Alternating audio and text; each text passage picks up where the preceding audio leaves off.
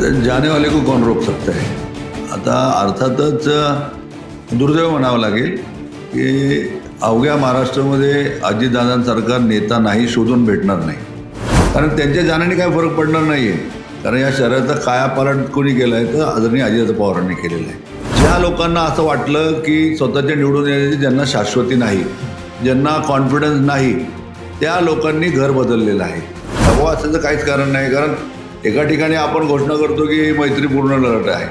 स्थानिक मंडळी जी आहेत, स्थानिक आमदार असू शकतात, इकडचे अध्यक्ष असू शकतात, ते ही सर्व मंडळी अशा प्रकारचे डावपेच करतात. सकाळपर्यंत म्हणत होते नाही आम्ही कुठं जाणार नाही, काय नाही, आम्ही इथंच आहोत, आमचं काय आम्ही काय जाणार नाही दुसऱ्या पक्षामध्ये. अचानक असं मग जेव्हा मीडियावरनं आम्हाला कळलं की सर्वजण स्टेजवर दिसत आहेत तिथे आणि प्रवेश करतायत.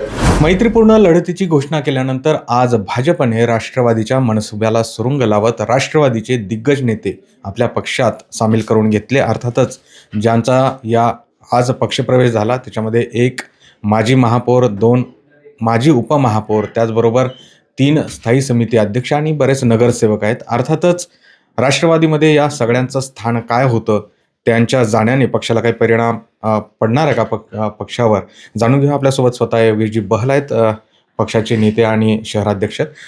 जसं तुम्ही सांगत होता की ह्या सगळ्यांच्या पक्षप्रवेशानंतर आता बरीच चर्चा सुरू झाली. यांचा पक्षप्रवेश होईल हे देखील चर्चा सुरू होती. मग आपण डॅमेज कंट्रोल करण्याचा प्रयत्न केला नाही का? नाही, आता जाने वाले को कौन रोक सकता है. आता अर्थातच दुर्दैव म्हणावं लागेल की अवघ्या महाराष्ट्रामध्ये अजितदादांसारखा नेता नाही, शोधून भेटणार नाही. या नेत्यांनी या शहरासाठी काय केलं नाही किंवा ह्या लोकांसाठी काय केलं नाही, जे आज लोक गेलेले आहेत. पहिली गोष्ट तर त्यांनी जनतेला, राष्ट्रवादी काँग्रेस पक्ष अजित पवारांना सोडायचं कारण जनतेला सांगावं. कारण त्यांच्या जाण्याने काय फरक पडणार नाही आहे. कारण या शहराचा कायापालट कोणी केला आहे तर आदरणीय अजित पवारांनी केलेलं आहे. या शहराचे शिल्पकार कोण आहेत तर राष्ट्रवादी काँग्रेस पक्षाचे अजितदादा आहेत. त्यामुळे त्यांना जनतेसमोर जाऊन हे सांगावं लागणार आहे की बाबा आम्ही का पक्ष सोडला, काय कारण होतं, दादानी त्यांना काय कमी केले किंवा शहरासाठी काय दादानी चुकीचं केले. वास्तविक पाहता शेवटी पक्ष बदलणं इथपर्यंत ठीक आहे, परंतु मतदार आणि मतदाता हा खूप महत्त्वाचा आहे. आणि मतदाता यांना जाब विचारतील. ज्या लोकांना असं वाटलं की स्वतःच्या निवडून येण्याची ज्यांना शाश्वती नाही, ज्यांना कॉन्फिडन्स नाही, त्या लोकांनी घर बदललेलं आहे. आपलं घर सोडून दुसऱ्या घरामध्ये जाण्याचा घात त्यांनी केलेला आहे. तर या घाताचं उत्तर त्यांना जनतेला द्यावं लागणार आहे. जनता त्यांना विचारेल.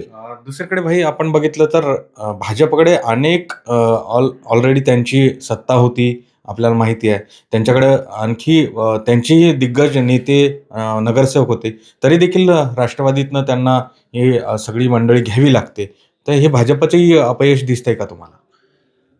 भाजपचं अपयश असं म्हणता येणार नाही. स्थानिक नेतृत्व जे आहे, स्थानिक नेतृत्वांना हे राजकारण करायचं आहे. कोणाला तरी थांबवायचं आहे, कोणाला तरी पाडायचं आहे, कोणाला तरी पुढे जाण्यापेक्षा रोखायचं आहे, अशी ही गणितं करत या लोकांनी हे खेळ सगळे लावलेले आहेत. त्यामुळे आता ह्याचे वरचे श्रेष्ठ कितपत नोंद घेतात. आता पुढे तिकीट वाटप करताना त्यांच्या पण लोकांवर काही ठिकाणी अन्याय होणार आहे. जाणून बुजून त्यांच्याच माणसाला थांबवण्यासाठी, जाणून बुजून त्यांच्या माणसाला पाडण्यासाठी असे काही डावपेच चालू आहेत. आणि ह्या डावपेचीचाच बळी काही लोक ह्याच्यामध्ये होणार आहेत. मग त्यात भाजपचे पण होतील ना. कारण ह्याचा परिणाम भाजपला पण होणार आहे. कारण आज आयता समोरचा माणूस घेतल्यानंतर जो भाजपशी एकनिष्ठ आहे, भाजप आज तुम्ही पाहता की आज प्राधिकरणामध्ये आंदोलन झाले, तिकडे वाकड किवळे त्या ठिकाणी आंदोलन झाले. आज भाजपचा जो सामान्य कार्यकर्ता आहे, जो भाजपशी एकनिष्ठ आहे, संघाचे एकनिष्ठ आहे, ते आज पेटून उठलेले आहेत आणि ते सांगतायत की काही करून हे प्रवेश थांबवा. पण मग आज जे भाजपमध्ये राष्ट्रवादीची ही नेते मंडळी गेलेली आहेत आपली, तर त्यांना तिथे न्याय मिळेल असं वाटतंय तुम्हाला? त्यांना कोणीतरी आश्वासन दिलं असेल, त्यांना आश्वासन दिल्याशिवाय ते जाणार नाहीत तिथे. आणि जर घरका ना घाटका अशी परिस्थिती होऊ नये. वास्तविक पाहता आता कोणत्या आश्वासनं त्यांना कोणी दिली आणि कसे ते गेले हे त्यांनाच माहिती आहे ना. त्यांच्यावर काही दबाव असेल असं वाटतंय? हे दबाव असायचं काय कारण नाही. दबाव असायचं काहीच कारण नाही. कारण एका ठिकाणी आपण घोषणा करतो की मैत्रीपूर्ण लढत आहे आणि मैत्रीपूर्ण लढत असताना ठीक आहे, वरती महायुतीमध्ये आपण एकत्र आहोत. आता हे स्थानिक लेवलचे डावपेच आहेत म्हणून म्हटलं की आता वरच्यांचं ह्यामध्ये काय हात आहे असं वाटत नाही. पण स्थानिक मंडळी जी आहेत, स्थानिक आमदार असू शकतात, इकडचे अध्यक्ष असू शकतात, ते ही सर्व मंडळी अशा प्रकारचे डावपेच करतात. प्रत्येकजण प्रयत्न करतो की आपल्या पक्षाला जास्त यश मिळावं त्यातला एक मग प्रयत्न याला असावा. उत्तर काय असणार आहे भाई? उत्तर काय मी म्हणलं मला की ह्याला उत्तर जनता देईल. म्हणजे ह्याला उत्तर आम्ही काय देणार, ह्याला उत्तर जनता देणार आहे. जनताला माहिती आहे की मागील 9 वर्षामध्ये या शहरामध्ये कोणती कामं झाली आणि काय कामं झाली याचं उत्तर जनता देणार आहे. तर त्यामुळं जी लोक आज पक्षांतर करून आज घर बदली करून दुसरीकडे गेलेली आहेत त्यांना शेवटी जनतेकडे जायचं आहे ना मतदान मागायला. तर त्यांना जनतेला हे तर आधी उत्तर द्यावं लागेल की अजितदादांच्या ह्या राष्ट्रवादी काँग्रेसमध्ये नेमकं काय चुकीचं घडलं ज्याच्यामुळे तुम्ही घर सोडलं. माझं नागरिकांना हे विनम्र आव्हान आहे की ह्या लोकांना पहिलं जाब विचारावं आणि मगच मतदान करावं.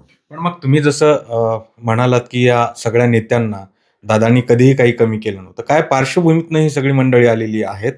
त्यांचा पूर्व इतिहास काय? अगदी शून्यातनं निर्माण झालेली सर्व मंडळी आहेत. त्यांना तिकीट देणे, मोठमोठी पदं देणे, खरं वाटलं तर दादा एवढी मोकळी कोणच देत नाही. पण मग कालपर्यंत तुम्ही स्वतः अजितदादा या सगळ्यांशी बोलत होता त्यावेळेस यांचं काय म्हणणं होतं? नाही कालपर्यंत कशाला, आज सकाळपर्यंत म्हणत होते नाही आम्ही कुठं जाणार नाही, काय नाही, आम्ही इथंच आहोत, आमचं काय आम्ही काय जाणार नाही दुसऱ्या पक्षामध्ये, घरी आहे, तिकडे आहे, कोण म्हणतं मी हॉटेलमध्ये, कोण म्हणतं मी मैत झाली वॉर्डात तिकडे. आणि अचानक असं मग जेव्हा मीडियावरनं आम्हाला कळलं की सर्वजण स्टेजवर दिसत आहेत तिथे आणि प्रवेश करतायत त्यावेळेला पाहण्यासारखं की हे खोटं बोलून तिथे गेलेले आहेत. दादांनाही त्यांनी सांगितलं होतं की दादांचे इंटरव्ह्यूला सगळे आले, तिथं भेटले, त्यांना सगळं झालं. आता त्यांच्या जवळपास त्यांची निश्चिती तिथं होती, असं काही नाही आहे की निश्चिती नव्हती. परंतु मी आधी सांगितल्याप्रमाणे त्यांना त्यांचा प्रभाग असुरक्षित वाटत होता, त्यांना निवडून येण्याची शाश्वती नाही म्हणून ते भाजपची काठी घेण्यासाठी तिकडे गेलेले आहेत. परंतु मतदाराची लाठी हे त्यांना दाखवेल त्यांची जागा, असं मला विश्वास आहे. शेवटचा प्रश्न, खरं तर ही सगळी मंडळी गेल्यानंतर काही ज्या पोकळी आहे ती निर्माण झालेली आहे ती कशी भरून निघणार आहे? आपल्याही संपर्कात काही इतर पक्षातले नेते आहेत का? आणि ज्या बोलणी घटक पक्षाशी चालल्या आहे महाविकास आघाडीच्या त्या कुठपर्यंत आल्या? ते बोलणी अजून चालू आहेत. आता ह्या घडामोडी सुरू आहेत आणि शेवटी निसर्गाचा नियम आहे, रिक्त जागा ही नेहमी भरलीच जाते. त्यामुळे ही रिक्त जागा अधिक चांगल्या पद्धतीने भरण्याचा आमचा प्रयत्न असणार आहे आणि आम्ही काय हिंमत हारणारी लोक नाही आहे. त्यामुळे बघू, सामर्थ्याने ह्याचं तोंड देऊ आणि चोख उत्तर देऊ. पण मग पोकळी भरून काढण्यासाठी जसं म्हणालात तुम्ही चांगली लोक येतील, ती भाजप आणि इतर पक्षातलेही आहेत, आपल्या संपर्कात आहेत? आता ज्या वेळेला इकडचा माणूस एकदा आयात केल्यानंतर तर त्यावेळेला जेव्हा आयात होती तर निर्यात पण करावी लागते, ते आपोआप होते पण. आणि ती जेव्हा होईल त्यावेळेला त्यातनं पण आम्ही पण निवडून काय करायचे ठोस पावलं आम्ही पण उचलू त्यामध्ये. आणि आता आमची इतर पक्षांची पण बोलणी चालू आहेत. त्यामुळे त्यातनं काही अजून चांगलं निष्पन्न होईल असंच आम्हाला वाटतं.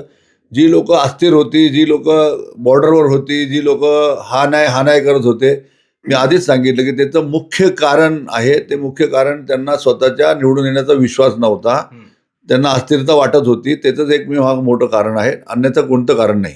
अर्थात. आणि त्यामुळे आपण बघतोय की या सगळ्याचा परिणाम जो आहे तो आगामी महानगरपालिका निवडणुकांमध्ये दिसणार आहे. भाजप या सगळ्या दिग्गज नेत्यांना घेऊन स्वतःची ताकद वाढली असं म्हणत असेल तर भाजपची ताकद वाढली का कमी झाली हे आगामी काळ ठरवणार आहे आणि येत्या 16 तारखेला निकालामध्ये ते स्पष्ट दिसणार आहे की जनतेने नक्की कौल कुणाला दिला.